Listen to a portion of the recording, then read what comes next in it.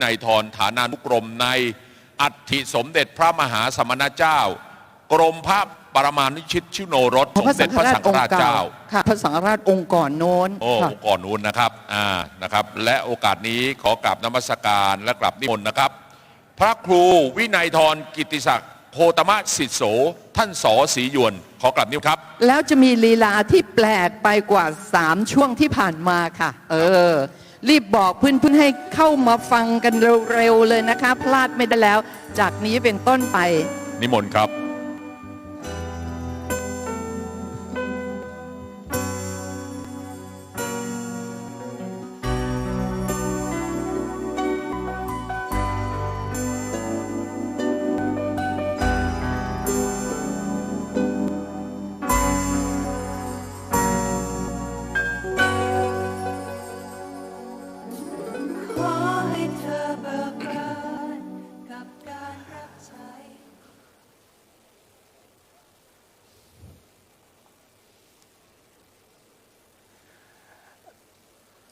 งาน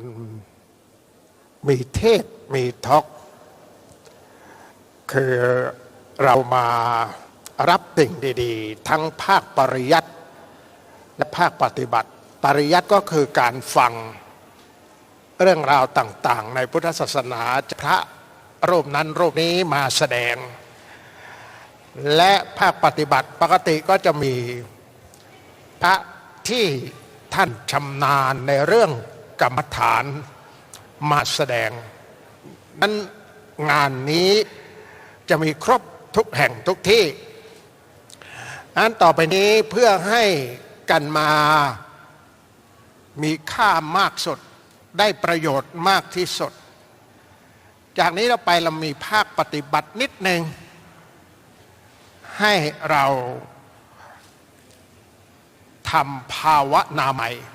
บุญสำเร็จได้การเจริญภาวนาสมาธินะนั่งตัวตรงมือขวาทับมือซ้ายหลับตานั่งตัวตรงนะมือขวาทับมือซ้ายหายใจเข้าลึกๆหายใจออกยาวๆหายใจเข้ารู้หายใจออกรู้บุญในพุทธศาสนาที่พระพุทธเจ้าท่านสอนไว้มี3อย่างคือทานัยบุญสำเร็จด้วยการให้2ศีลใหม่บุญสำเร็จด้วยการรักษาศีล3ภาวนาใหม่บุญสำเร็จด้วยการนั่งสวดมนต์ได้การฟังสวดมนต์ได้การนั่งสมาธิรวมอยู่ในภาวนาใหม่ท่านบอกว่าบุญนี้เป็นบุญมากที่สุดกว่าบุญทั้งหมดทั้งหลายทั้งปวงทั้งสิ้นทำบุญข้อที่1ทานามัยเสียเงินเป็น100 ล้านแต่ทำบุญด้วยการบำเพ็ญจิตภาวนาไม่ต้องเสียอะไรเลยแต่มีค่ามากกว่าเมื่อตายไม่หลงการกริยาไม่หลงตายในขณะภาวนาไปเกิดในที่สูงกว่าการทำบุญเป็น100 ล้านพันล้านโบราณบอกว่าแค่ช้างกระดิกหูงูแลบลิ้นชั่ววูบชั่ววาบถ้าทำสงบได้ก็บุญมหาศาลแล้วถ้าเกิดสามารถทำอย่างนั้นได้นานกว่านั้นจะได้ขนาดไหนวันนี้โยมกำหนดนะใครที่กำหนดอาหารก็กำหนดไปใส่ปากเนาะตักเนาะใส่ปากเนาะใส่ตักไปอันนี้ทานอาหารดีเพราะว่าเดี๋ยวลุกไปเดี๋ยวเสียเก้าอี้ก็เลยจองเก้าอี้ไว้ก่อนก็ทานก่อนแสดงว่าตั้งอกตั้งใจมากในการที่จะฟังที่จะมาร่วมงานนี้ใครที่ไม่ทานอาหารนะนั่งสงบใจหายใจเข้ารู้หายใจออกรู้3 นาที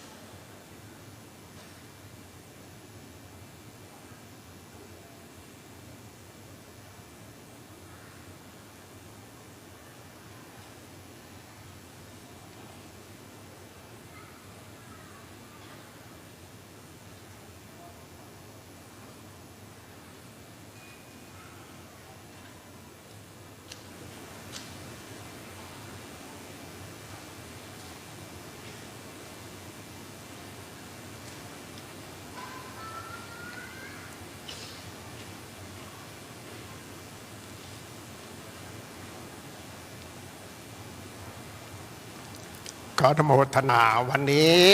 เราได้ทำสิ่งที่ดีงามที่สุดในทั้งวันถ้าเรานั่งสงบจิตได้ที่ผ่านมาเมื่อกี้นี้นะเราจะได้อะไรมากกว่าตอนไหนๆทั้งหมดเพราะว่าการปฏิบัติเรื่องสมาธิเนี่ยเป็นหลักสำคัญในพุทธศาสนาเราสังเกตไหมว่าในหลวงรัชกาลที่ 9ทรงชอบการปฏิบัติสมาธิมากที่สุดเมื่อพระองค์เสด็จไปเยี่ยมราษฎรที่จังหวัดไหนก็ตามทรงถามหาพระที่ปฏิบัติกรรมฐานทุกครั้งทุกแห่งทุกที่จะมีคนมาทูลว่ามีแต่ไกลทางกันดารมากพระองค์ก็ไม่ได้สนพระทัยเรื่องทางกันดารทรงขับรถไปเองด้วยสบายไปหาหลวงพ่อต่างๆที่ท่านปฏิบัติดีปฏิบัติชอบปฏิบัติดีปฏิบัติชอบเรียกว่าวิชาจารณะงามทั้งความประพฤติงามทั้งความรู้โยมสังเกตไหมเวลาในหลวงรัชกาลที่ 9ทรงมีพระราชปฏิสันถานกับพระทรงนอบน้อมจะสมณศักดิ์สูงหรือไม่สูงก็ตามทรงนอบน้อมในการพูดคุยหรือปฏิสันถานแต่เราสังเกตได้ว่าสมณศักดิ์สูงขนาดไหนก็ตามส่วนใหญ่แล้วพระองค์ไม่ได้นั่งกับพื้นไม่ประทับที่พื้นพอไปหาพระที่ปฏิบัติกรรมฐานพระองค์นั่งที่พื้นเลยประทับที่พื้นเลยพับเพียบที่พื้นเลยประนมมือถามเรื่องกรรมฐานทรงถามว่าเคยปฏิบัติสมาธิถามหลวงพ่อพุธปฏิบัติสมาธิแล้วเห็นแสงอะไรก็ไม่ทราบอยู่ในความมืดที่กำลังจิตกำลังสงบดีอยู่หายใจเข้ารู้หายใจออกรู้แล้วหายใจเข้ารู้หายใจออกรู้ก็หายไปแต่มีแสงสว่างขึ้นมาในขณะที่กำลังหายใจเข้าหายใจออกตอนแรกก็มืดอยู่อย่างเดียวตอนแรกแสงสว่างเข้ามาถามหลวงพ่อพุธหลวงพ่อพุธบอกว่าอย่าไปสนใจแสงนั้นให้กลับมาสนใจที่ลมหายใจเข้าออกทรงคุยอยู่ถ้าพูดตามภาษาเราคุยกับหลวงพ่อพุธเป็นเวลานานและภาพนั้นพระองค์ไม่ได้อยู่ด้วยส่วนพระองค์นะมีรัชกาลที่ 10มีพระพันปีหลวงในขณะนั้นสมเด็จพระนางเจ้าพระบรมราชินีนาถกรมสมเด็จพระเทพรัตน์นั่งอยู่หมดเลยประทับอยู่หมดเลยแล้วเราสังเกตว่าเมื่อพระที่กรรมฐานมรณภาพท่านไปทั้งหมดเลยไปพระราชทานเพลิงศพบางรูปนั้นเป็นพระกรรมฐานเมื่อทราบว่าพระเจ้าอยู่หัวเสด็จไปงานศพของหลวงพ่อนั้นหลวงพ่อนี้เขาก็จัดแท่นทรงกราบแท่นที่สำหรับกราบเราจะเห็นหลายงานที่เป็นแท่นสำหรับกราบผู้หลักผู้ใหญ่ให้กราบโดยไม่ใช่เป็นจางคประดิษฐ์คือไม่ได้กราบกับพื้นแต่กราบบนแท่นในหลวงกราบพระกรรมฐานโดยไม่ใช้แท่นแต่ใช้เบญจางคประดิษฐ์เอาอวัยวะทั้ง5ลงสู่พื้นทั้งหมดหน้าผากฝ่ามือเข่าด้วยความเคารพอย่างสูงพระอื่นๆสมณศักดิ์สูงไหนพระองค์ก็มีผู้แทนพระองค์ไปพระราชทานเพลิงแสดงว่ากรรมฐานนั้นถือว่าเป็นเรื่องสำคัญอย่างมากและทรงเคารพพระที่ปฏิบัติดีปฏิบัติชอบเมืองไทยนั้นเรามีพระปฏิบัติดีปฏิบัติชอบมากมายสิ่งที่น่าประทับใจและสิ่งที่น่าภูมิใจพระที่ปฏิบัติดีปฏิบัติชอบโลกรับรู้รับทราบอีกต่างหากโลกรับรู้รับทราบอย่างไรมีพระที่ได้รับรางวัลยูเนสโก3 รูปด้วยกัน3 องค์หรือ3 รูปเราดูว่ารางวัลยูเนสโกเนี่ยเป็นรางวัลสำคัญรางวัลใหญ่ระดับโลกและไม่ได้ให้ทุกคนในโลกเพราะต้องมีอะไรสำคัญจริงๆจึงจะให้โลกมี190 กว่าประเทศแต่ได้รับรางวัลยูเนสโกไม่กี่คน แคบลงมาเฉพาะในประเทศไทยเรานั้นมีพลเมืองเกือบ70 ล้านคนและคนที่ได้รับรางวัลยูเนสโกนั้นยังได้ไม่ถึง30 คนได้แค่28 คนและใน28นั้นมีพระ3 รูปด้วย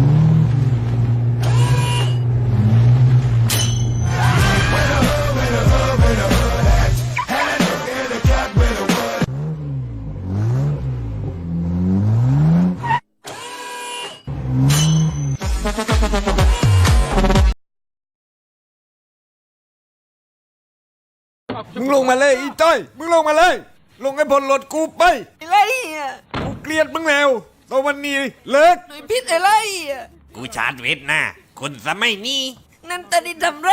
อ่ะ ไปเลยมึงอะไม่ต้องมายุ่งกับกูแล้วถ้วยก็ไม่ล้างผ้าก็ไม่ซัก ให้กูทำอยู่คนเดียว แล่ทีทำเห็นแล้วกูทำท่าเสียดายข้องแล้ว แล้วหนุ่ยไปไหนอ่ะ ไม่พลือข้องดีๆพันนี้ เดี๋ยวล่วงจัดการเองล่วงรับสัมปทานต่อ แล้วหนุ่ยไปอยู่กับใครอ่ะ เรื่องของมึง มาอยู่กันล่วงนี่มาหวานเติบพันนี้ล่วงชอบไหม เฮ้ยเดี๋ยวอะไรมึงอะเมียกูเฮ้ยอีพาไปไหน เอามือมึงไม่เอาเลวอะ กูเปลี่ยนใจแล้วกูบาย่อกับเมียกูอะไปรับบานน้องจ้อยรับบาน บ้าไหม ไอ้ไรวะคนเราที่แรกถุมเลวพอกูเยี่ยวโตทิ้งเปลี่ยนใจแล้ว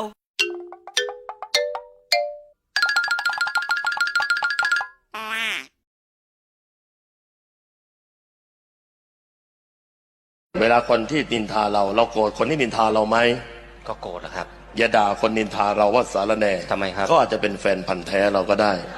ยังไง จะมีสักกี่คนในโลกใบนี้ที่ใส่ใจเราทุกเรื่อง บางเรื่องเนี่ยเรายังไม่รู้ที่ใส่ตัวเองด้วยซ้ำ แต่มัน รู้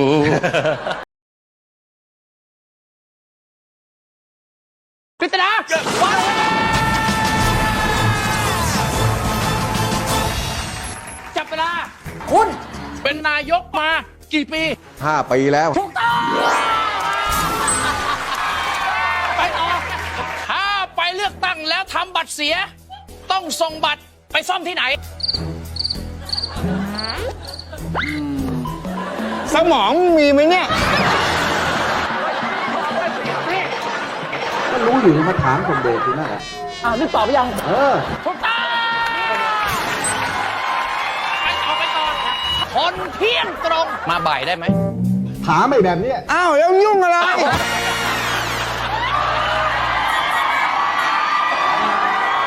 ตอบไปยัง ถูกต้อง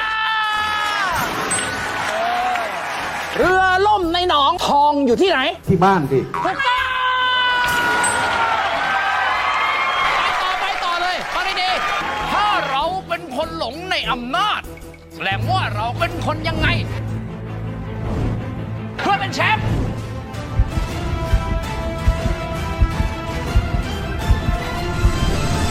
คนบ้า ถูกต้อง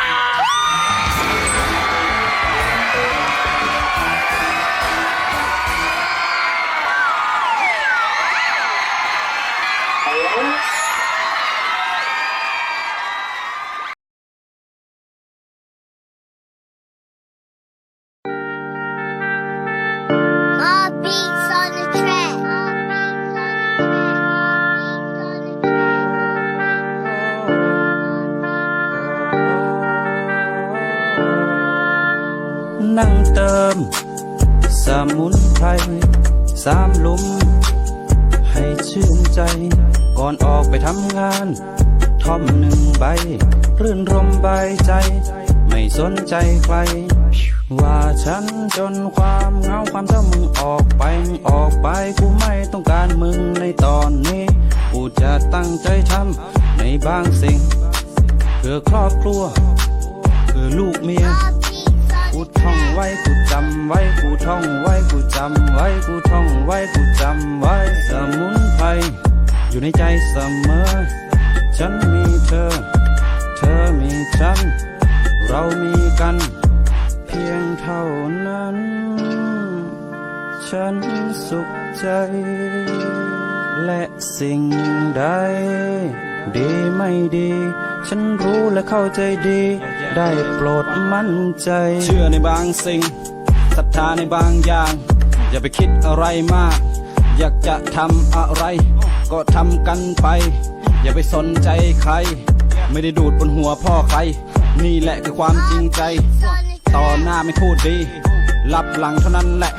เม่งเผากูทิ้งจะกะทานสันดานหมาสายเขียวพูดตรงปากตรงทำไม่เคยพูดโกหกไม่เคยหลอกลวงใครถึงแม้จะเมาหนักไปฉันจะพูดแต่เรื่องจริงเรื่องไหนที่ไม่จริงฉันจะไม่พูดมันเพียงเพราะว่าทำให้ตัวฉันนั้นดูดีขึ้นมาอย่างแน่นอนเพราะฉันเคยบอกว่าถ้าเราอยู่ที่ไหนนานๆเราก็จะกลายไปที่นั่นโลกนี้ไม่ได้มีแค่สายลุงโลกนี้ไม่ได้มีแค่แสงแดดมันยังมีอะไรอีกมากมายที่พวกนายยังไม่ได้เจอและค้นหาคนเราเกิดมาเพื่อบางสิ่งนั่นแหละถูกต้องแล้วจงทำมันต่อไปหัวใจที่แข็งแกร่งแสดงมันออกมาทุกวาจาชัดเจนนพเดชนี่แหละสายเขียวตัวจริงที่แท้จริงไม่เคยหลอกลวงคุณเคยเป็นยังไงก็เป็นอย่างนั้นสันดานก็ไม่เคยเปลี่ยนถึงแม้จะปากร้ายแต่ข้างในแม่งโคตรดีพวกคุณจะรู้อะไรเสรีกัญชาเพื่อประชาธิปไตยขอบคุณทุกสิ่งทุกอย่างที่คอยผลักดันขอบคุณแฟนที่คอยให้กำลังใจนพเดชมาฝากเติมสมุนไพร3 ลุมให้ชื่นใจก่อนออกไปทำงานท่อม1 ใบรื่นรมใบใจไม่สนใจใครว่าฉันจนความเหงาความเศร้ามึงออกไปกูไม่ต้องการมึงในตอนนี้กูต้องการทำในบางสิ่งที่กูนั้นอยากท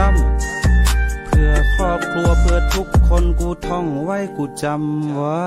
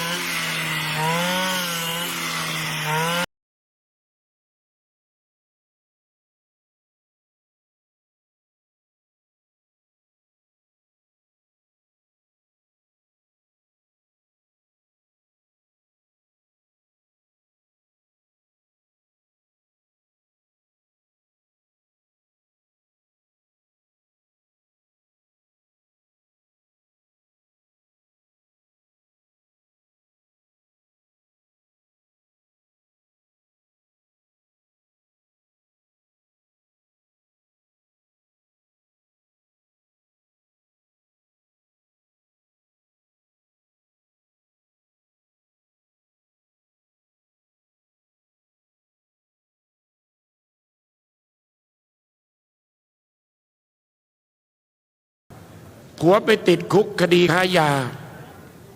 ไม่รู้จะเอาเงินที่ไหนไปประกันแม่ประกันผัว ก็เลยจ้างมือปืนยิงแม่ เพื่อจะเอาเงินแม่ที่ทำประกันไว้เนี่ยไปไถ่ผัว โบราณเขาบอกว่าหลงเมียลืมแม่หลงผัวลืมพ่อใช้ไม่ได้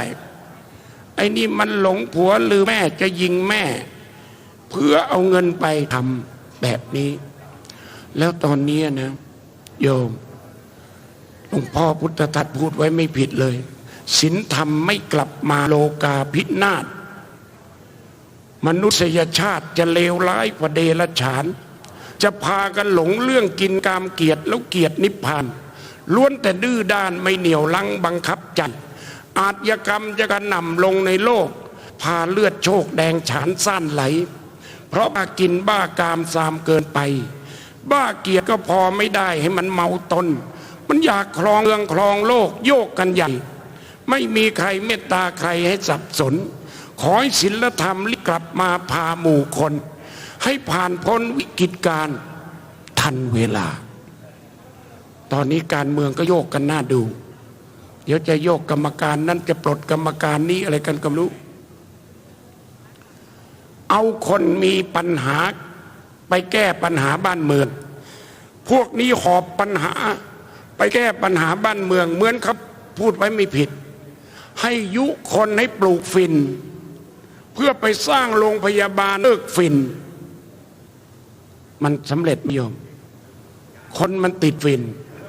แต่งบประมาณโรงพยาบาลให้คนเลิกฝิ่นมันไม่พอก็เลยยุให้คนเนี่ยปลูกฝิ่นแล้วขายฝิ่นแล้วเอาเงินมาสร้างโรงพยาบาลให้คนเลิกฝิ่นโยมว่าแย่ไหมเป็นไปได้ไหมแต่ที่เขาตั้งจะปลูกกัญชากันนะไม่รู้จะได้เท่าไหร่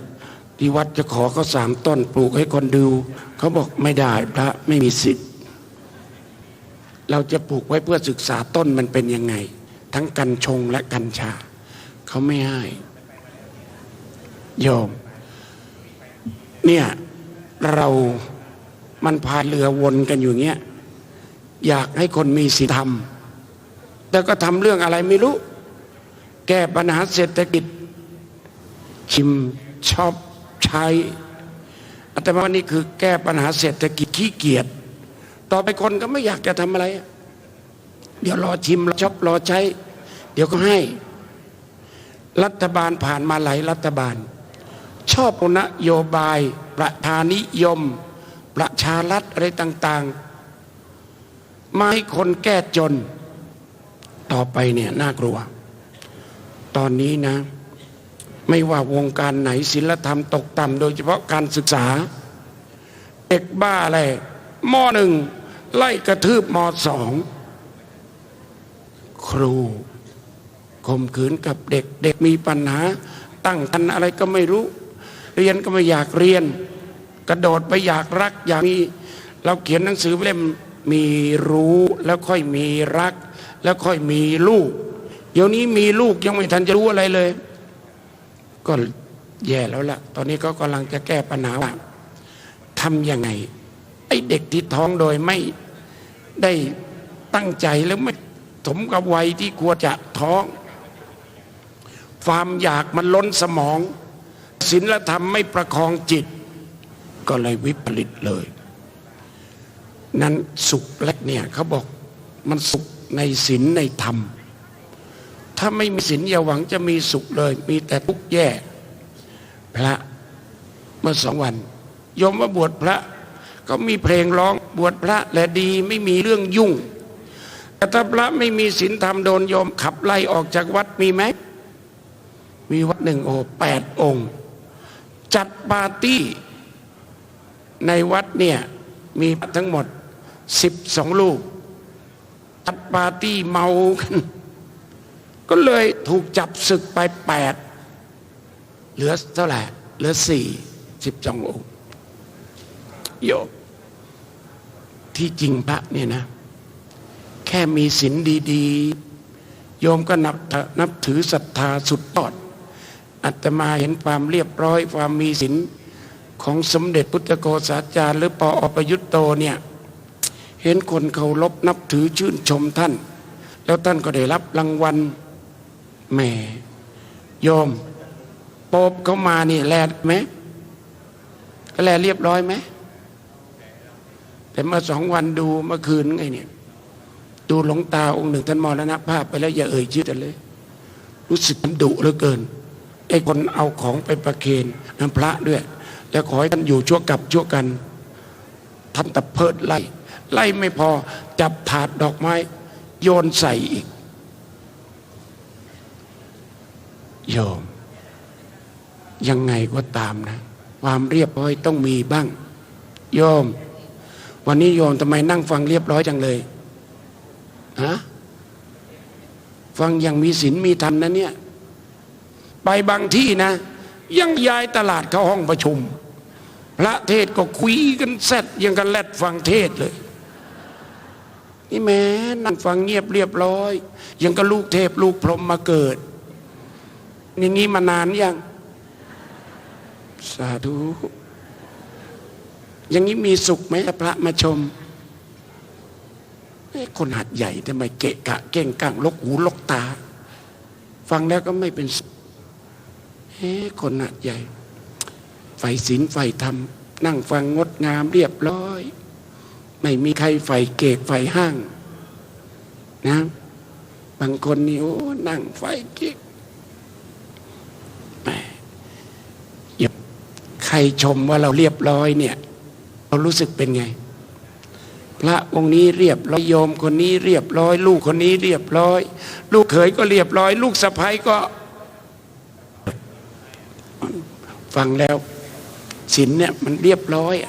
พูดก็เรียบร้อยกิริยาท่าทีก็เรียบร้อยพูดจาน่าฟังลื่นหูไม่ใช่คำหนึ่งก็วรนุช2 คำก็วรนุชหลุดมาเป็นแถวเป็นคอเป็นโค้งเลยไม่คนนี่แปลกนะพูดอะไรแต่ชอบหยาบเหลือเกินโยม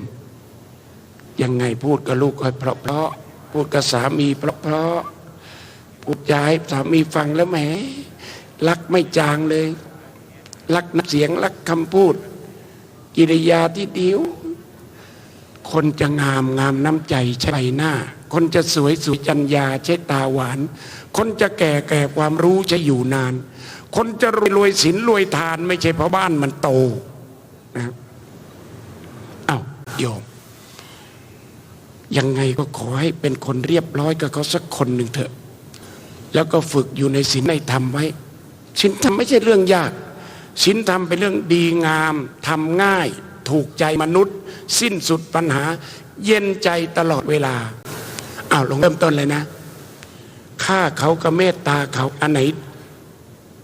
ดีงามฆ่าเขากับเมตตาเขาอันไหนทำง่ายอันไหนทำยากฆ่าเขาอันไหนฆ่าเขากับเมตตาเขาอันไหนถูกใจเพื่อนมนุษย์ฆ่าเขาเมตตาเขาอันไหนสิ้นสุดปัญหาฆ่ามีปัญหาไหม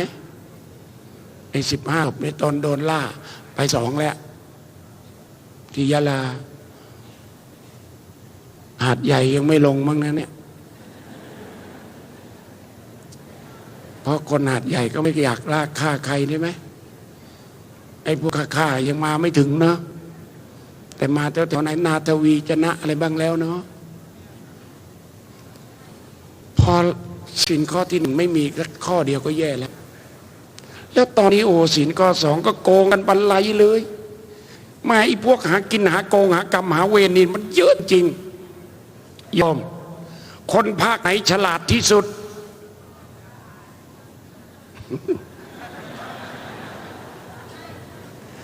ครูวาเป็นคนภาคไหนแล้วครูวาหลอกคนภาคไหน หลอกภาคใต้ก็เยอะอะไรไอ้ทหารใน10 คนนั้นนะมันนอนกับยายครูวาเนี่ย6 เดือนมันยังไม่รู้ว่าเป็นใครยังไม่รู้ว่าเป็นกระเทยแปลงอีกคนนึงเป็นครูนอนตั้งเดือนนึงแน่ยังไม่รู้เลยโอ้ยเจ้าหลอกเขาหน้าดูโยมเป็นคนชุมพรใช่ไหมครูวา นี่ยังก็หลอกมาถึงหาดใหญ่สงขลานั่นมันหากินหากำหาโกงหาเวรแม่เมื่อวันก่อนดูไอ้ที่แม่สอดมันขายกุ้งใหญ่ๆอ่ะมันดันเอาตะกั่วยัดหัวกุ้งเพิ่มน้ำหนักอย่างนี้ก็เรียกหากินอะไรหากินหาโกงหากำหาเวรเดี๋ยวนี้พวกหากินหาโกงหากำหาเวรนี่แม่มณีเนี่ยมาหาถึงหาดใหญ่บ้างไหมฮะโอ้โหมันหลอกชั้นเยี่ยมเลยไม่สมองมันมีมาเพื่อหลอกหากินหาโกงหากรรมหาเวรนี่เยอะจริงๆคนหาดใหญ่ค้าขายอะไรก็นะ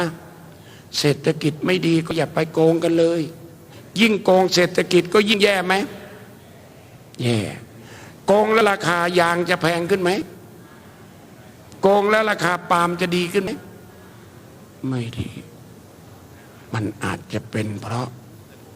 โกงเขาไว้ทรัพย์เลยไม่ค่อยเกิดเขาบอกว่าคนบางคนมีศีลข้อสองดีรายได้ต่ำเงินเดือนน้อยแต่เก็บเป็นกอบเป็นกำไม่หายหกตกหล่นน้ำไม่ท่วม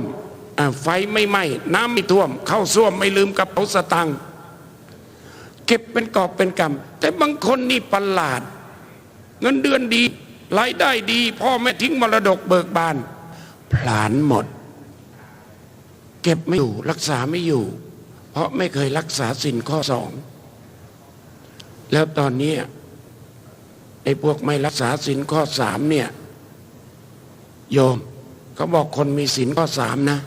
เกิดทุกภพทุกชาติจะเป็นชายก็เป็นแมน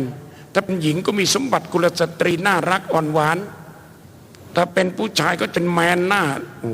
เก่งขามแต่ทีนี้มันเป็นอะไรก็บอกคนผิดศีลผิดธรรมข้อสามเนี่ยมันจะเกิดเป็นทอมเป็นตุ๊ดเป็นดี้อะไรก็มั่วไปหมดแล้วเป็นกันเยอะต้องไปเจาะไปผ่าไปตัดวุ่นวายโยมไม่ใช่นี่มันผ่าเจาะยังไงถึงเหมือนคนด้วยเดือนหนึ่ง6 เดือนยังไม่รู้เลยมันยอมเจ็บก็จะแปลงเพศเพราะอารมณ์ทางเพศมันเขาเรียกสับสนทางเพศสภาพเดิมอ่ะมันไม่ยอมรับโยมที่เรานั่งกันสบายไม่เจ็บไม่เจาะไม่ต้องผ่าต้องเจาะเนี่ยเพราะเรายอมความเป็นและเราไม่มั่วเพศเราก็เลยรักษาเพศภาวะของเราไว้มั่นคงเข้มแข็งยั่งยืน70-80ก็ไม่เป็นทอมเป็นดี้แต่บางคนนี่แปลกเลยมาเป็นตอน60ประหลาดแก่แล้วมาเป็นตุ๊ดอะไรก็ไม่รู้ตุ๊ดแก่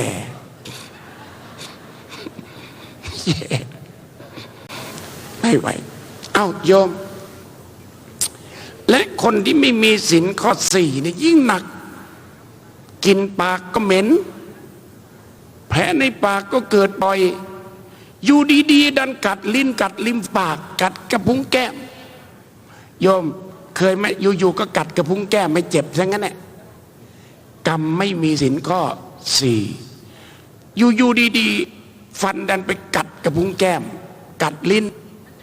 ไม่ต้องให้ใครมาทำให้เจ็บปวดเลยเป็นเพราะกรรมเก่าที่ชอบใช้ปากละลานเบียดเบียนและแก้วเสียงตัดใสถ้าคนมีศีลข้อ4ดีและพูดจาเป็นที่มีเครดิตเขาเชื่อถือก็เป็นสุขและข้อสุดท้ายถ้าคนมีสติสมบูรณ์ไม่ไปดื่มน้ำผลาญสติตอนนี้คนใบ้เสียสติเกลื่อนไปหมดสติวิปริตสติวิปลาสจำพ่อจำแม่ไม่ได้พอกินยาบ้าเข้าไปพอเมาก็ไปจำลูกจำเมียไม่ได้หมดข่มขืนมั่งอะไรมั่งเพราะมันไม่อยู่ในศีลในธรรมเขาจึงบอกว่าสุขในธรรมเนี่ยข้อแรกเลยต้องหัดฝึกจัดระเบียบวินัยชีวิตให้ดีอาตมาไปบิณฑบาตทำให้เดินเรียบร้อยหน่อย ไม่เดินคุยโทรศัพท์ตอนบิณฑบาตไม่ทำกิริยาลุกหลิกลุกลิกเท่านั้นแหละเขาก็ใส่บาตรเยอะพรุ่งนี้ก็ไม่กล้าบอกว่าจะบิณฑบาตที่หาดใหญ่กูจะโดนลุมแล้วต้องวิ่งหนีขึ้นรถแล้วเราไม่รู้นะไปเนี่ยเราไม่ยืนอยู่กับที่ข้างหน้าร้านเดินไปเรื่อยๆใส่ก็ใส่ไม่ใส่ก็ไปเรื่อยๆไม่ไปยอมเฝ้าอยู่หน้าร้านแม่ค้าขายก็เนี่ยโอ้ยเดี๋ยวนี้นะจะมาอยู่กรุงเทพเนี่ยบิณฑบาตญาติโยมขอเรียกร้องปีหนึ่งเราจะต้องเอาปฏิทินไปแจกที่มาแจกมาบิณฑบาตหาดใหญ่นี่ไม่ใช่มาเอานะกะว่าพรุ่งนี้เอาปฏิทิน 3,000 จะได้แจกคนที่มาฟังวันนี้ไม่ได้เพราะปฏิทินนี้มีคนชมมาเยอะมันมีรายละเอียดวันตรุษจีนก็มีวันสำคัญของชาติวันสำคัญมีหมดละเอียดเขาบอกไม่เคยมีปฏิทินในประเทศไทยต่างกับปฏิทินน้ำเอาเยอะนะเขาก็เลยอยากจะมาแจกให้คนดูวันดูเดือนดูปีไว้รู้ไว้วิสาขบาคะน้ำจงพูดวันสำคัญในประเทศไทยจัดหมดวันศาสตร์จีนตรุษจีนยังไม่บอกอ้าวโยมสุดท้ายอย่าทำน้ำอย่าดื่มน้ำผลาญสติกันได้ไหมมันทำไมโง่จริงๆนะมันเสียค่าโง่ทำไมไอ้น้ำผลาญสติเนี่ยเสียแล้วไม่ได้สร้างสรรค์บารมีเลยน้ำผลาญสติก่อคดีเยอะไม่ยอมปีหนึ่งคนไม่ดื่มน้ำเมาเนี่ยปีหนึ่งก่อคดีไม่มากเท่าไหร่และคนตายช่วงสงกรานต์ปีใหม่ระหว่างตายเพราะน้ำเมากับอุบัติเหตุเนี่ยน้ำเมา 80% อุบัติเหตุแค่ 10% เท่านั้นเองมันมีทุกข์กันเพราะปีใหม่แล้วก็ไม่เมาเพราะมันขาดศีลขาดธรรมตอนเนี้ยมันโง่โง่เนี่ยฆ่ากันนี่มันโง่ที่สุดขโมยปล้นคอร์รัปชันทุจริตยังโง่ที่สุดข้าราชการเนี่ยปีแล้วเขาว่าโกงบ้าระห่ำโกงเงินพัฒนาเสมาเด็กโกงเงินเสมาพัฒนาเด็กโกงเงินคนพิการโกงเงินคนไร้ที่พึ่งโกงอาหารกลางวันเด็กอะไรต่ออะไรไม่รู้โกงกระทั่งยาติดหมาบ้าโบราณก็ด่าเนี่ยโกงหมากินมันแย่มากๆเมื่อก่อนข้าราชการไทยเนี่ยนะเขานับถือยันเกษียณผู้ว่าในอำเภอผู้ใหญ่บ้านกำนันเกษียณแล้วเขายังนับถือเดี๋ยวนี้เขาเปรียบเปรยเสียหายข้าราชการเหมือนแมวงบประมาณแผ่นดินเหมือนปลาย่างสำนวนไทยว่าเอาปลาย่างไปฝากไว้กับมันกินเกลี้ยงเลยเพราะมันไม่ใช่แมวกินเจนี่มันก็กินจุเอาล่ะผ่านข้อนี้ตอนนี้สุขในธรรมข้อที่สองสุขอันเกิดจากความสงบใจสุขเกิดจากสมาธิโยมสวดมนต์ข้ามปีนิยมว่ามีความสุขไหมระหว่างมือจับแก้วเหล้ากับมือจับมือปนมอยู่ระหว่างมือปนมอยู่มือจับแก้วเหล้าจับพวงมาลัยอันไหนอันตรายกว่ากันมือจับ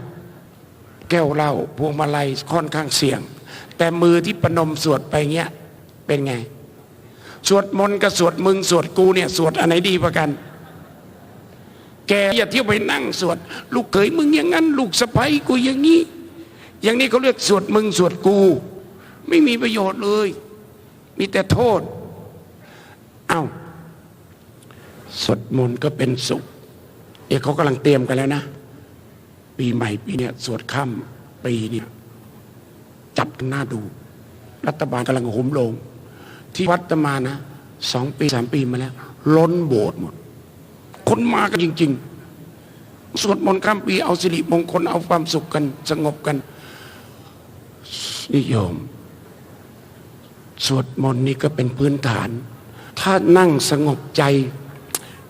ทำอานาปานสติสิทธัตถะเนี่ยอายุ7 ขวบท่านรู้ว่าสุขอยู่ที่ไหนแล้วท่านรู้ว่าสุขอยู่ที่ลมหายใจแล้วตอนนั้นอายุ7 ขวบพ่อทำทีแรกนาฝันแล้วท่านนั่งอยู่โคนต้นว่าพวก างสนมมาล้อมดูแลท่านท่านบอกพี่หญิงพี่หญิงอย่ามานั่งเสียเวลาดูแลน้องเลยเดี๋ยวน้องดึงลมหายใจเข้าสักพักหนึ่งเล่น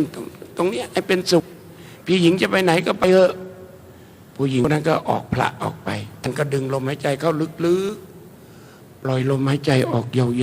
วๆโยมฟังเทศไม่ทำเนี่ยมันไม่ค่อยได้ประโยชน์ทำนะเอาเหยียดตัวตรงดึงลมหายใจเข้าลึกๆพอดึงลมหายใจเข้าเอาสติผูกจิตติดอยู่กับลมหายใจทุกวันที่เราเป็นมีภาวะเอาสติผูกจิตติดอยู่กับความเกลียดใครต่อใครเราเอาสติผูกจิตอยู่กับของใครจะเอามาเป็นของเราเราเอาโง่เอาจิตไปผูกไว้กับผู้หญิงผู้ชาย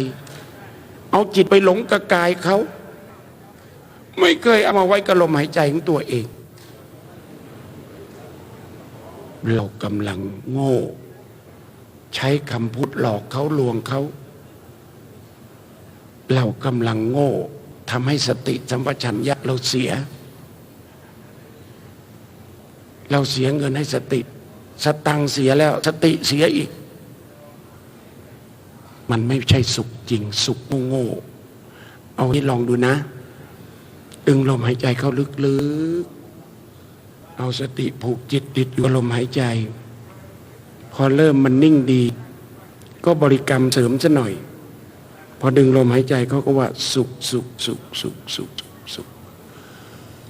พอปล่อยลมหายใจออกก็บอกสบายสบายสบายสบายพอลมหายใจเข้าก็ว่าสุขสุขสุขสุขโยมถามจริงๆถ้าคนหายใจเข้าเป็นสุขหายใจออกสบายเขาจะฆ่าตัวตายกันไหมตอนนี้มันฆ่าตัวตายกันตกตัวเลขน่าตกใจวันหนึ่งตก4 ศพนี่ตั้งแต่เช้าเนี่ยมาไปแล้ว10 ประสบปีที่แล้วเนี่ย4,300 ศพที่ตายสนิทส่วนฆ่าแล้วไม่ตายล้างท้องทันแคะกระสุนออกทัน54,000 ชีวิตทำไมมันทุกข์กันเหลือเกิน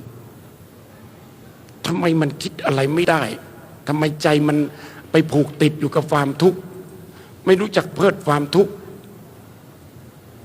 อย่างที่หลวงพ่อพุทธทาสว่ากูไม่ได้เกิดมาเพื่อเป็นทุกข์อุ้ย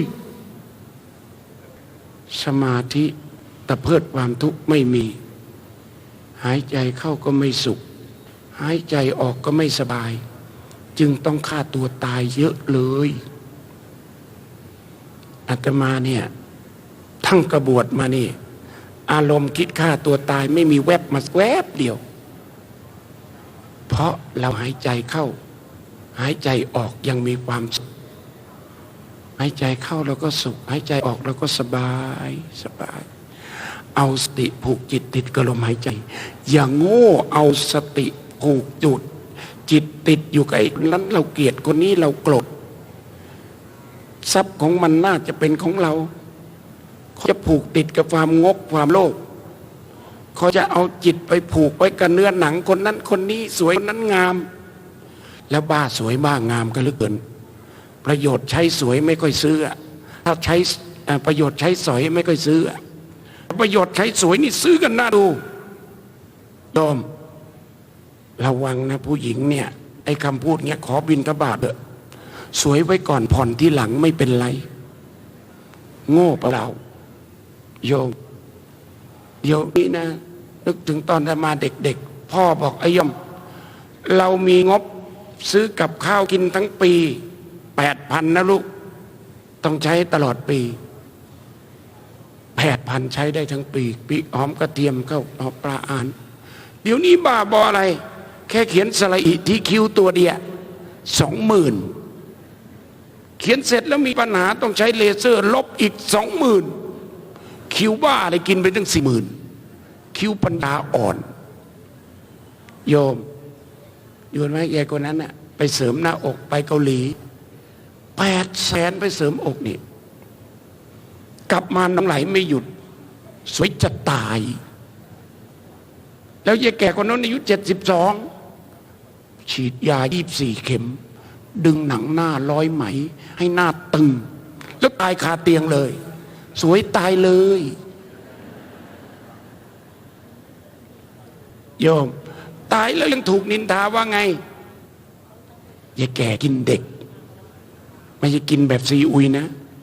ดึงหน้าให้ตึงเพื่อให้เด็กหนุ่มๆมากรอกความสุขให้ไงเสียไหมเสีย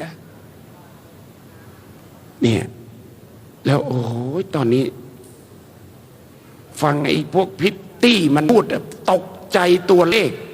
3 อย่างของมันเนี่ยเสียเป็นล้านนมหนังหน้ามันต้องลอกหน้าทำหนังเสริมนมเสริมอกนมหนังหน้าเนี่ยทำทีละล้านหนึ่งกินได้ตั้ง20 ปีหน้าหนังนมมาไปกินหมดทุเรศไหมคนยุคนี้เพราะมันไม่มีสมาธิอ่ะมันไม่ได้สุขกันในข้างในสุขในธรรมมันจะสุขหนังสุขหน้าสุขนมเนี่ยโอ้แล้วยายคนหนึ่งจำไม่ได้ข่าวออกทีแรกของแกแป๊บแกก็ทำตึงเพราะมันตึงเกินภายในก็เพิ่มแกก็ไปหดใหม่ดึงหดอยู่นั่นแหละโอ้ยคนยุคนี้มันไม่สุขในธรรมเลยมันสุขที่หนังนมเนื้อหน้าอย่างเงี้ยสุขอย่างนี้มันสุขเทียมสุขปลอมสุขอันตรายสุขกอไก่สะกดไม่ใช่สุขขอไข่สะกดนั้นเขาตั้งหัวข้อสุขในธรรมถ้าใครไม่คิดมาฟังเนี่ยจะไปโง่หาความสุขบ้าๆอะไรก็ไม่รู้สุขอันตรายเยอะเชียวเดี๋ยวนี้นะปีอย่างเลยไปนอนกับกระเทยเป็นสุขอยู่6 เดือนพอจะรู้ตัวหมดไปแล้วเอาละไม่รู้ละอาตมาบวชมา50 ปีไม่ได้นอนใครเลยก็มีความสุขไม่ต้องบังมันผายลมไม่ต้องไปดมอะไรแต่อะไรของมันโอ้ยสบายกันเยอะเลยเนี่ยอ้าวนี่นะสุขทำสมาธิบ้างเสียเวลาทำสมาธิสักวันละนิดแจ่มใสอย่าหายใจทิ้งเปล่าๆได้ไหมโยมหายใจมีคุณค่าหายใจมันมีประโยชน์หายใจมันละลายทุกข์มั่งไม่ใช่หายใจเข้าก็เครียดหายใจออกก็มึนอยู่ไปทำไมหายใจเสียเปล่าสุขนี้สิทธะคนเจอตั้งแต่7 ขวบเราอายุป่านนี้แล้วคนไม่เจอไม่รู้เรื่องเลยเนี่ยโยมว่าเสียชาติเกิดไหมโยมว่าเสียไหมทำเป็นไม่พูดทำเป็นพูดไม่ออกเอ้าโยมแค่นี้นะสุขในสมาธิสุขสวดมนต์สุขเป็นคนสงบอย่าเป็นตัวเสียบรรยากาศเข้าไปที่ไหนชอบทำตัวเป็นตัวเสียบรรยากาศถ้าวันไหนไอ้คนนี้ไม่ไปงานเงินก็เรียบร้อยดีเพราะมันเข้าไปแล้ววงแตกนี่เขาเรียกตัวเสียบรรยากาศตัวไม่สงบโยมที่บ้านโยมไหมไอ้ตัวไม่ค่อยสงบนี่ตัวเสียบรรยากาศมีไหมมันไปไหนมาเดือนมันกลับมาแล้วเอาแล้วบรรยากาศในบ้านแย่แล้วไอ้ตัวเสียบรรยากาศมันจะมีทำไมมันอยู่ให้มันสงบบ้างไม่ได้สงบอกสงบใจสงบปากสงบคำไม่ชอบต่อล้อต่อเถียงไม่ชอบต่อปากต่อคำไม่ชอบต่อความยาวสาวความยืดพลเอกเปรมนี่นักข่าวมาสัมภาษณ์มากๆท่านบอกกลับบ้านเถอะลูกดึกแล้วท่านทะเลาะกับผู้สื่อข่าวไหมแต่นายกคนปัจจุบันนี่รู้สึกจะมีบ่อยวันนั้นไปหาหลวงพ่อวิริยังวัดธรรมมงคลหลวงพ่อบอกเอายกทำใจให้สงบบ้างนะท่านนึกอะไรไม่ได้คอยนับ1 ถึง 10เวลาจะโมโหนักข่าวนับ1 ถึง 10นายกตอบผมนับได้3ไปแล้ว โอ้โยมให้มันได้10ให้มันสุดซอย อย่าหลุดง่ายๆแต่ไม่อย่าเป็นคนหลุดง่ายน็อตหลุดอะไม่ดีน็อตหลุดนี่ก็พังหมดต้องเป็นคนแน่นน็อตขันดีขันน็อตบ่อยๆเวลาจะเกิดเรื่องอะไรขึ้นมาปั๊บอึ๊บไปก่อนอัดอึ๊บไว้ก่อนอึ๊บไปหนักๆเดี๋ยวมันชินเดี๋ยวมันเป็นวสีมันชำนาญนะเอ้าโยมสุดท้ายสุขในปัญญาอันนี้ยอดสุขโยมถ้าใครถูกด่าว่าโง่เนี่ยมีสุขไหมไม่นี่โง่เรือรังเซอร์ถาวรหน้าสวยแต่เซอร์ประจำแอกรูปหล่อแต่งงทั้งวัน ถ้าโดนว่างี้มีความสุขไหม ไปเป็นลูกสะใภ้บ้านใครอย่าไปโง่จนแม่ผัวคานจนแม่ผัวต้องอุทานด่ากระทบลูกชายว่าไอ้ทิศมึงนี่โง่ยังควายนี่ไปแต่งกับวัวมาอีก อย่างนี้ไม่ไหวนะต้องให้เขาพูดว่าลูกสะใภ้ได้ยินคำนี้จากแม่ผัวสุขไหมโอ้ยแม่สีปราดฉลาดทุกเรื่องดีไหมตอนนี้ทำไงถึงจะฉลาดและเป็นสุขมีปัญญาและมีความสุขก็หัดเป็นคนสองอย่างไว้1ปรโตโคสะ2โยนิโสมนสิการปรโตโคสะคือชอบใช้หูใช้ตาเก็บเกี่ยวประโยชน์ทางปัญญาใครเขาเป็นปราชญ์เป็นบัณฑิตเป็นนักคิดนักค้นคว้านักแก้ปัญหาเขาเขียนหนังสือเราอ่านเขาออกงานวิทยุโทรทัศน์เราดูเขาอยู่ที่ไหนเราดันด้นไปหาบางครั้งบางคราเชิญก็มาติวเราบ้างเนี่ยวันนี้คุณอ่อนอุมาเกษตรพืชผลเขาจัดพระมาตั้ง9 องค์เขาเอาพระโง่ๆมาเทศเบ้าเยอะ ถ้าเขาพระโง่ประโยมมาเทศนิยมว่าไงโอ้โหกูว่ากูฉลาดกว่าเยอะเลยฟังหรือเปล่าแต่พอฟังไปโอ้โหเพิ่งรู้วันเนี้ยรู้สึกเป็นบุญตัวที่ได้มารู้สึกเป็นตาที่ได้เห็นรู้สึกเป็นบุญหูที่ได้ฟังรู้สึกเป็นบุญใจที่เข้าใจไปบ้างที่คนไม่เข้าใจเลยจะพูดกับพระก็ทักผิดทักให้พระตกใจโอ้ยเพิ่งเห็นองค์เป็นวันนี้แล้วมีองค์ตายเมื่อไหร่อะถ้ามาเจอแบบนี้ก็งงดิเพิ่งเห็นองค์เป็นแล้วเห็นองค์ตายเราตอนไหนอะแทนที่จะพูดเห็นแต่ในโทรทัศน์เพิ่งเห็นใกล้ๆนี้แล้วตอนอาตมาทำงานตากแดดตัวดำปึ๊ดทักพระต้องหนอมน้ำใจพระบ้างแม้ท่านดูแลคล้ำไปนะก็ค่อยชั่วหน่อยนี่อะไรท่านทำไมดำปึ๊ด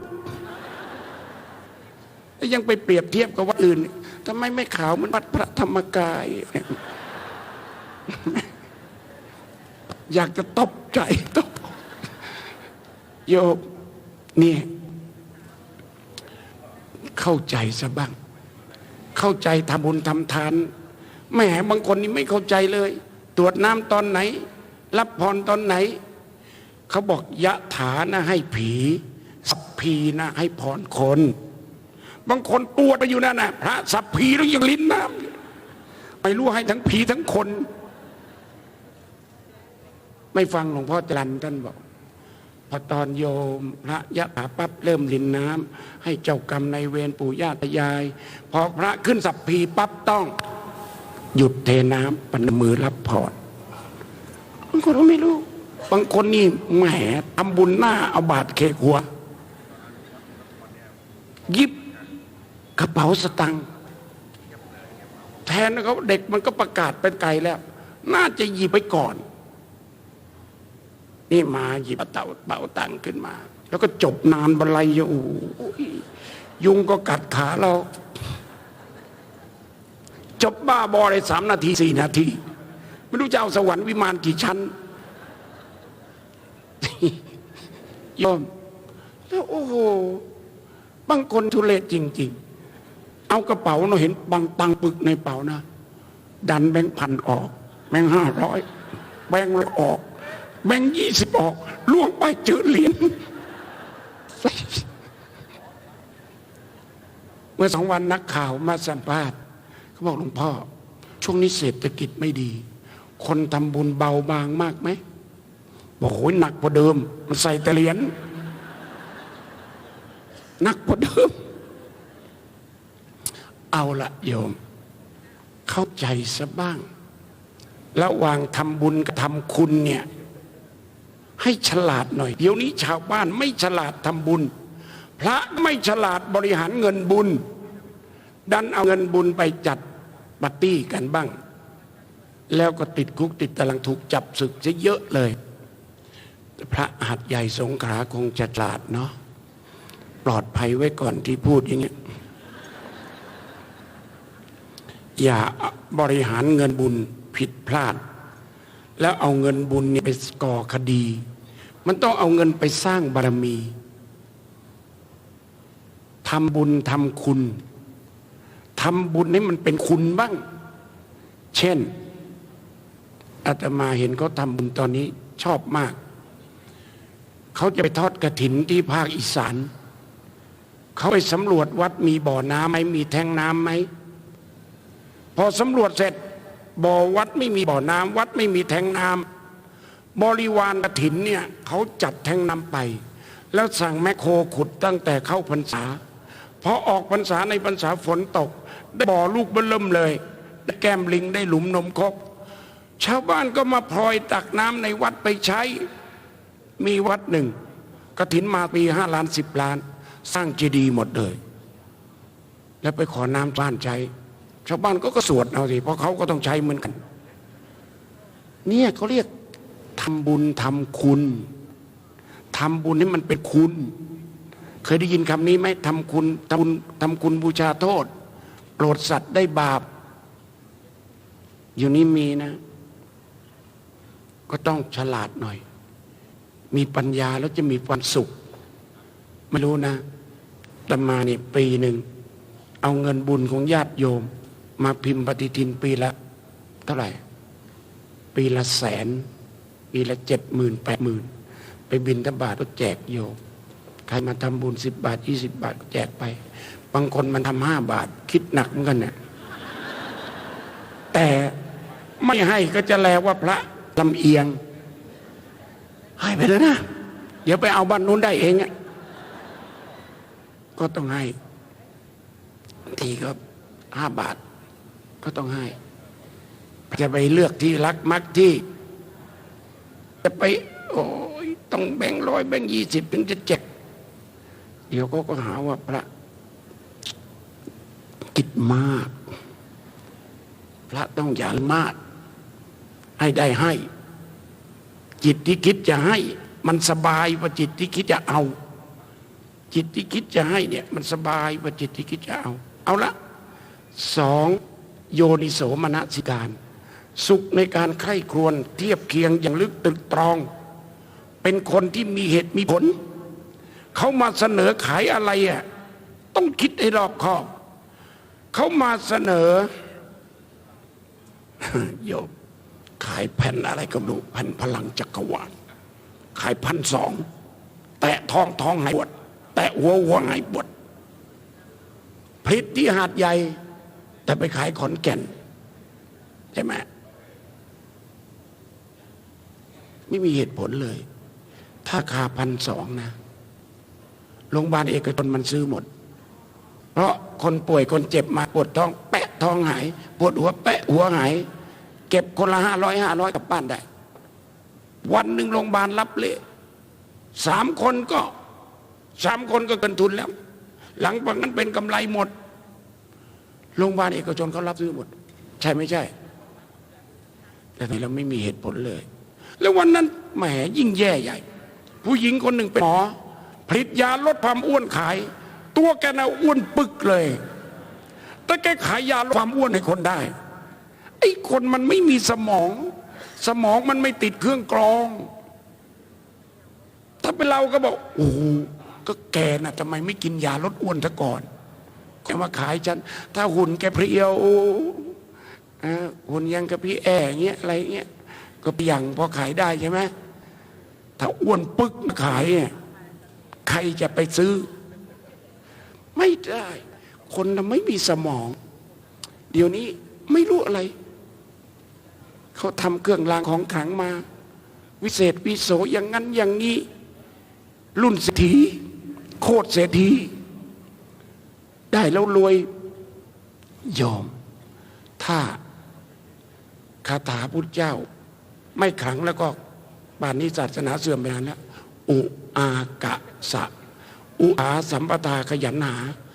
อารักขะรักษาทรัพย์ดีกะกัลยามีมิตรที่เยี่ยมยุทธชี้ขุมทรัพย์ในพาไปหาทรัพย์ไม่ใช่ชวนไปละลายทรัพย์เลี้ยงชีวิตให้สมดุลกับรายได้ถ้ามีหลักอย่างนี้มันดีกว่ามีเครื่องถามโยมหน่อยเหงื่อกับน้ำมนต์เนี่ยอันไหนแก้จนได้ดีกว่ากันลดมนต์มากๆหัวแฉะเป็นหวัดหากินไม่ได้ซวยอีกคนมันมาให้แต่มาเจิมรถน้ำมนต์บอกแมวออกรถใหม่ใช่ไหมใครคนขับมานี่ต้องเจิมหัวคนขับอย่าแซงที่ไม่ควรแซงเขาลบกฎหมายง่วงก็พักก่อนอย่าดันฝืนสังขารต้องเจิมหัวคนขับไม่ใช่ไปเจิมรถบางคันเนี่ยยังเปียกแป้งยังเปียกเลยไปชนและแป้งยังไม่ทันแห้งนี่โยมอย่างมงายอย่าไร้สมองตอนนี้สรุปเลยขอเวลาแค่5 นาทีให้สิบเลยอ่ะโยมพระพุทธเจ้าท่านบอกว่าสุดยอดฉลาดเนี่ยเราควรตัด2 เรื่องอย่าฉลาดแกมโกง1ฉลาดกาย2ฉลาดจิตฉลาดกายพระพุทธเจ้าสอนพระอุปัชฌาย์พระบวชใหม่เนี่ยถามได้เลยท่านให้หลงกายหรือสอนให้ฉลาดกายให้กรรมฐาน5 อย่างเลยให้พิจารณาผมขนเล็บฟันหนังผมเนี่ยงอกที่ศีรษะที่เกิดก็ไม่ดีหน้าที่มันคอยรับฝุ่นละอองดมแล้วกลิ่นก็ใช้ไม่ได้ให้พิจารณาผมเป็นของไม่น่าที่จะต้องไปย้อมไปสระไปดัดไปแต่งพระเลยโกนออกเลยไม่เสียดายผมเลยส่วนโยมนี่โอ้ยแต่ถูกตัดผมหน่อยแหว่งหน่อยเดียวไฟไม่นิดเดียวแทบตายไหม้ไป5-6 เส้นแย่แล้วโยมผมขนจะเกิดขึ้นตามนู่นตามนี่ไม่ได้สะอาดเลยกลิ่นสีที่เกิดก็ไม่ดีนะเล็บมีหน้าที่แคะฟักล้วงเกาแล้วก็มีขี้เล็บเข้าไปอยู่ในนี้ต้องคอยตัดคอยอะไรกลิ่นก็ไม่ดีที่เกิดก็ไม่สวยให้พิจารณาอย่างนี้ฟันโอ้โหไอ้นี่แย่มากที่เกิดที่เหงือกจะเป็นลำมันหน้าที่เหงือกบวมหน้าที่เคี้ยวอาหารกินก็ไม่ได้เรื่องต้องล้างต้องนั่นกันตลอดเลยโยมมันไม่ได้มีอะไรที่น่าจะหลงเลยทำไมโง่กับกายของตัวเองแล้วยังโง่กับกายคนอื่นอีกอยากได้กายคนอื่นมาอยู่มาใกล้มาชิดพระพุทธเจ้านี่สุดยอดฉลาดคือกษัตริย์เขามีลูกสาวสวยมากเขาเห็นพุทธเจ้าไปเนี่ยไม่ผู้ชายคนนี้รูปร่างหน้าตาดีถ้าทราบข่าวว่าเป็นลูกกษัตริย์ซะด้วยครับนี่ท่านลูกสาวเรานี่สวยมากนะเราจะยกเป็นภรรยาต้องศึกเถอะอย่าเป็นพระพุทธเจ้าเป็นอะไรเลยมาเป็นลูกเขยเราดีกว่าเรายกลูกสาวให้พุทธเจ้าตอบกับพ่อของลูกสาวสวยนั่นว่าไงท่านผู้เจริญกายเหล่านี้วันต้องอาบน้ำให้มัน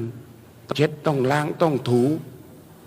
ต้องอยู่กับความน่าเบื่อในภาระหน้าที่ที่ทำต่อมันแล้วร่างกายเดียวนี่ฉันก็ลำบากถ้าจะแย่อยู่แล้วยังจะไปรับกายคนนู้นกายคนนี้มาแล้วบางคนโง่เนี่ยไอ้คนที่มีเมีย5 คน 9 คน 10 คนนิยมว่ามันโง่ไหม มันไปหลงกายเขาตั้งหลายคนเนี่ยแล้วกายเราคนเดียวนี่ก็จะตายอยู่แล้ว แล้วไปนั่งหึงนั่งหวงเขาไม่มาก็ทุกข์เขามากับใครด้วยก็ทุกข์อีกมึงต้องอยู่กับกูคนเดียวนะแล้วมันเป็นตามที่เราได้ต้องการไหมโง่อะไรไม่ร้ายเท่ากับโง่กายโง่หลงกายตัวเองยังโง่หลงกายคนอื่นอะไรนอนอยู่กับกายยายกระเทยนั่น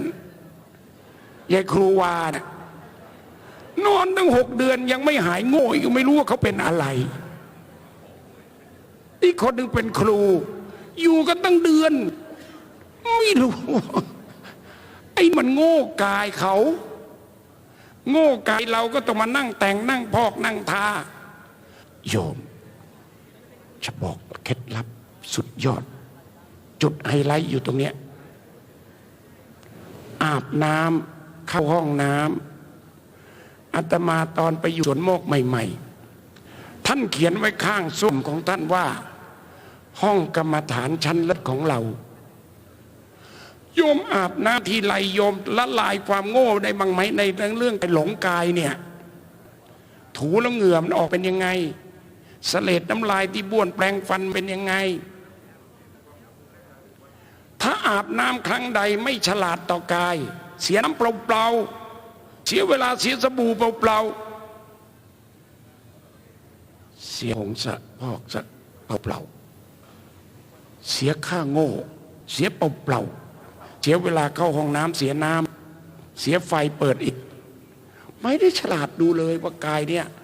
มันน่ารักน่าหลงสักแค่ไหนของตัวเองไม่ได้รู้เรื่องแล้วยังโง่ไปหลงของคนอื่นอีกอย่างเงี้ยมันจะมีความสุขยังไงอ่ะพอกายเขาโทรมเขาแก่เห็นไหมมีอยู่ไรจำได้ไหมตอนแรกก็รักกันดีอ่ะพอเจออุบัติเหตุไฟไหม้หน้าไปนิดนึงผัวทิ้งเลยสวยนะพอไฟไหม้หน้าไปทิ้งเลยผัวพิการโดนอุบัติเหตุเมียทิ้งเลยเมื่อ2 วันเนี่ยเห็นโอขายน้ำแข็งหวานต้องเข็นลูกไปในรถด้วยเพราะเมียทิ้งเคยชวนลูกจะไปโดดน้ำตายแม้ตอนนี้การฆ่าตัวตายเนี่ยเมื่อก่อนมันก็กินยาพิษผูกคอตายยิงตัวตายโดดน้ำตายโดดตึกตายเดี๋ยวนี้บ้าบอลมฟันมาแรงมากวันหนึ่ง2 ศพ 3 ศพโยมไอ้ที่มันไปลมฟันเนี่ยนะเพราะมันไม่อบรมทำถ้ามันอบรมทำมันจะไม่ลมฟันรับรองในวันนี้ทั้งห้องเนี่ยคงไม่มีใครกลับถึงบ้านอยากลมฟันทั้งที่อบรมมาใหม่ๆไปลมฟันเนี่ยก็ช่างหัวมันไม่ควรอยู่แล้วเทศเหนื่อยทับตายกลับไปลมฟันอีกตอนนี้ลมฟันเนี่ยโอ้มาเยอะมากเพราะมันไม่อบรมธรรมมันไม่ทำให้เกิดปัญญามันก็ไปหลงกายเขาพอไม่ได้กายเขามาไปง้อเขาแล้วเขาไม่ยอมดีด้วย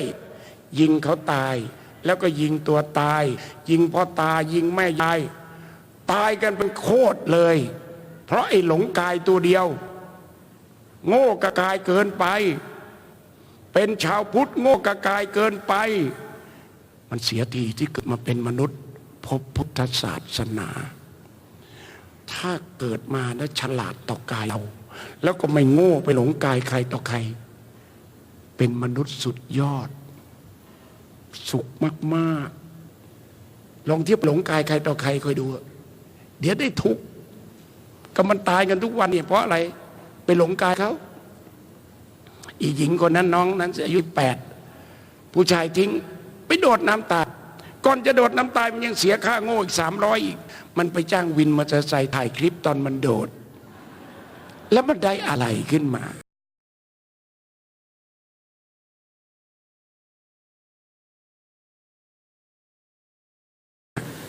ปัญญาอ่อนถ้าคนสมัยก่อนเขาจะพูดว่าไงผู้ชายไม่ไร้อย่าให้มันพูดซ้ำเติมน้อยช้ำมันบอกขาดฉันแล้วเธอจะรู้สึกเราต้องพูดสวนมันไปเลยต ตั้งแต่ขาดเธอฉันก็เพิ่งเจอความสุข ได้ไหมนี่มันต้องอย่างนี้นั่นมาอบรมธรรมวันนี้สุขในธรรมสุขในศีลสุขในสมาธิสุขในปัญญาเหลืออีกนิดเดียวสุขในจิตรู้ว่าจิตไม่โง่เห็นไม่โง่ปล่อยให้อะไรตาอะไรเข้ามาล็อกจิตไม่โง่ปล่อยให้ความโกรธความเกลียดเข้ามาล็อกจิตบอกว่ามีสุขเพราะหมดเกลียดถ้ามีเกลียดมันจะหมดสุขไหนใครแอบเกลียดลูกสะใภ้ตัวเองที่บ้านบ้างยกมือแม่ผัวไม่มีเลยนะแม่ผัวหัดใหญ่ดีๆอย่างนี้เลยเดี๋ยวลองถามหน่อยลูกสะใภ้คนไหนบ้างที่โดนแม่ผัวเกลียดยกมือ วันนั้นไปเทศพอถามว่าแม่ผัวคนไหนเกลียดลูกสะใภ้ยกมือไม่ยกเลยแต่พอถามลูกสะใภ้คนไหนโดนแม่ผัวเกลียดพลึบเลยแสดงว่าใครโกหกอันอยากมีสุขอย่างโง่ให้ความเกลียดใครมาล็อกหัวใจไว้เอาสติผูกจิตติดกับลมหายใจอย่าเอาสติผูกจิตติดกับไอ้คนที่เราเกลียดสุขก็จะมาแล้วถ้าไอ้คนที่เราเกลียดมาฝังจิตสุขเลยเข้าไม่ได้เลยให้รู้ว่าสุขมันสุขอยู่ที่ไหนบ้างถ้ายิ่งเอาจิตไปล็อกไว้กับทรัพย์สินเงินทองมากมายเดี๋ยวนี้หวยก็หายกระจังไม่รู้คนบ้าอะไรนักหนานะไม่รู้แม้สุขกับการได้ที่เยอะมีที่1,700 ไร่แล้วสุขไหมล่ะแทบจะกระอักเลือดเลยตอนนี้โยมไอ้สุขกับผู้หญิงผู้ชายเนี่ยระวังให้ดีพระพุทธเจ้าเนี่ยถ้าท่านสุขพิมพานะยังสาวยังสวยทำไมพระองค์ผละไปทำไมพระองค์ไม่ลุกไม่จูบไม่คลำไม่เสพไม่สอดอยู่ตลอดไปอายุแค่29เองผละออกแล้วถอนตัวออกแล้วอะไรโง่นักหนา80 ยังไม่ถอนตัวออกอีกแก80จนจะแง้มฝาโลงแล้วยังเที่ยวแง้มก้นเด็กอีกโอ้โหไอ้แก่ที่หลงกายเด็กสาวเนี่ยเด็กรุ่นเนี่ยมันเป็นแก่ปัญญาอ่อนจริงไหมแล้วสาวแก่หลงเด็กก็พอๆกันเนี่ยเลิกโง่กับกายเขาได้แล้วเลิกโง่กับกายตัวเองได้แล้วมันอาบน้ำเข้าห้องน้ำนึกถึงกายไว้ตลอดนี่ถ้ากูไม่ล้างให้มึงคงเหม็นหน้าดูมึงคงเหนียวหน้าดูอาบไปถูไปก็พิจารณาไปจนปัญญาเกิดในห้องน้ำเกิดปัญญาเกิดวิปัสสนาในห้องน้ำหลวงพ่อพุทธทาสจึงเขียนว่าส้วมห้องน้ำเนี่ยเป็นห้องวิปัสสนาชั้นเยี่ยมเข้าอาบน้ำเสียน้ำเปล่าเสียค่าไฟเปล่าอาบเสร็จแล้วปัญญาอ่อนเดิมโง่เลือลังเซ่อถาวรเหมือนเก่าเอาละสรุปว่าสุขในธรรมสมควรแล้วเบื่อยังอีกเทศตั้งนานยังไม่เบื่ออยู่เนี่ย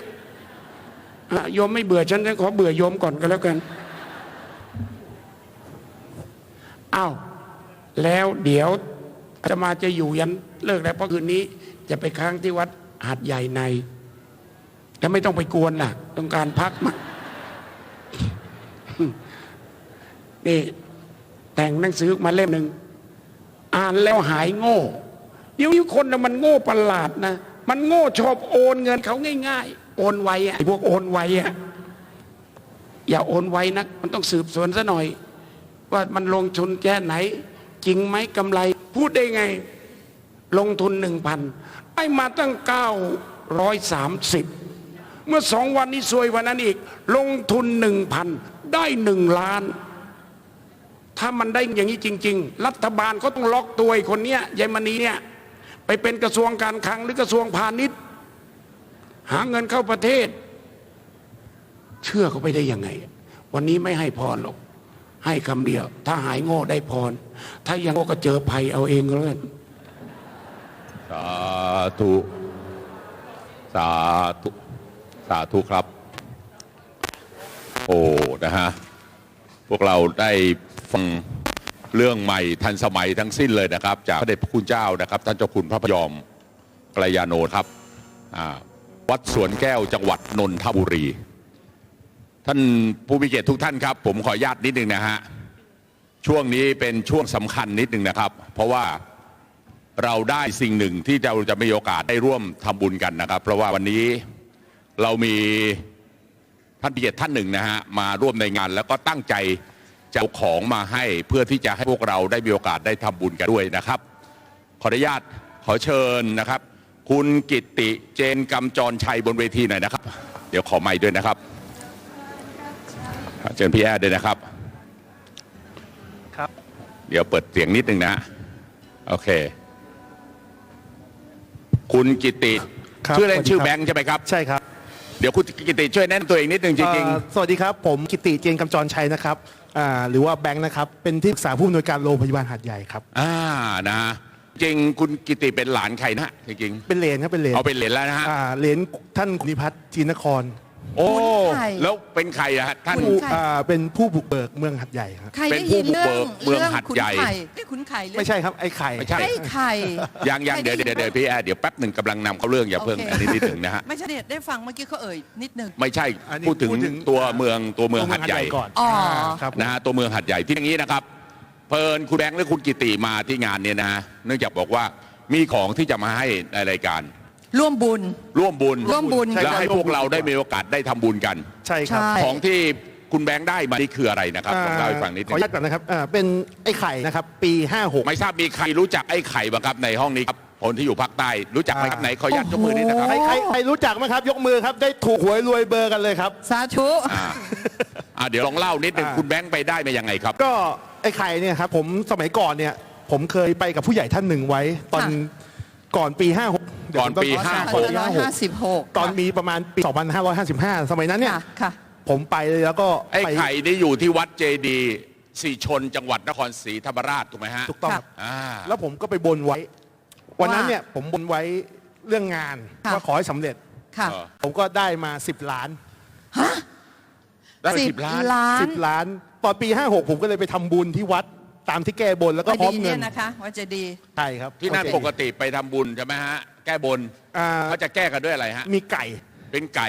ปูนปั้นปูนปั้นเล็กใหญ่ได้หมดนะประทัดก็ได้ชุดทหารก็ได้น้ำแดง4 อย่างแล้วก็ว่าว5 อย่างนะฮะก็ขอได้ไว้รับนะฮะแล้ววันนั้นเราไปบุญเท่าไหร่ฮะสมัยนั้นผมก็ไม่ได้คิดอะไรผมก็โอเคแก้บนอื่นเสร็จก็มีคนมาร่วมบุญบอกบุญเป็นพักพวกกันบอกงั้นฝาก50,000ช่วยทำบุญแล้วทำบุญที่วัดได้ไข่50,000ได้10 ล้านแต่ก่อนหน้านี้ได้มาแล้วแล้วก็ไปตั้งหากไปก็เขาก็ยกลังมาให้ลังหนึ่งก็ไม่ได้สนใจใส่ใจอะไรก็เก็บไว้บ้านเป็นลังหนึ่งไม่รู้ว่าอยู่ในลังนั้นเลยไม่ได้สนใจเลยว่าข้างในเป็นอะไรวันดีคืนดีล่าสุดเนี่ยผมก็ไปไหว้พอไปไหว้เสร็จปุ๊บเนี่ยก็ไปอธิษฐานว่าไม่รู้จะขออะไรพี่ไข่เดี๋ยวกลับหัดใหญ่มาอยู่กับผมแล้วกันวันนั้นฝนตกหนักหัดใหญ่ครับฟ้าผ่าถ้าคนหัดใหญ่จะทราบกันที่ฟ้าผ่าแรงๆเลยสุนัขที่บ้านผมเนี่ยแอบไปห้องพระไปครัวตกใจไปแอบเช้าตื่นขึ้นมาลื้อลังก็ไปเจอลังเนี่ยไปแทะออกมาจากลังนี้เลยใช่ครับก็คือลังที่เราได้เมื่อ56เนี่ยนะใช่ครับผมไม่ได้เปิดเลยไม่ได้เปิดไม่รู้ว่ามีอะไรบ้างปรากฏว่าคือนี่เลยที่ออกมานี่คือไอ้ไข่ก็เลยโอเควันนี้ก่อนหน้านี้ผมก็ให้ร่วมบุญนะครับช่วยเหลือทางวัดโคกพยอมของอาจารย์ผมนะครับโดยใครอยากได้เนี่ยโอนเข้าบัญชีไม่ต้องผ่านมือไม่มีผ่านมือผมทั้งสิ้นวันนี้มีที่เหลืออยู่บางส่วน